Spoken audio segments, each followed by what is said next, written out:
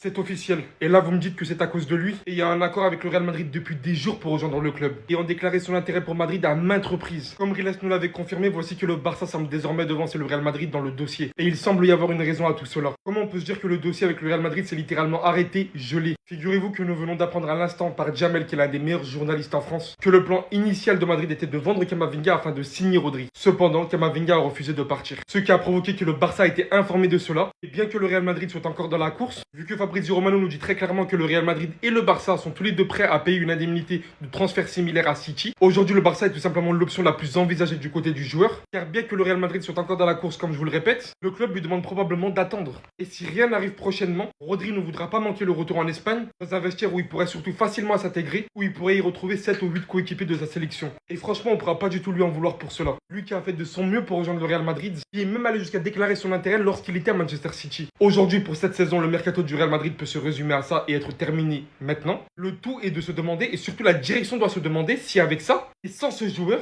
le mercato est réussi. Et j'en ai ma petite idée personnellement. Et ce malgré que Mourinho veut à la base de recrues supplémentaires. Mais le Real Madrid échoue à faire de la place pour les recrues en vendant des joueurs. La décision lui revient à voir s'il va patienter pour le Real Madrid, sachant que le Barça peut se retirer à tout moment. J'espère vraiment que Camavinga va nous sortir une saison XXL pour combler ça.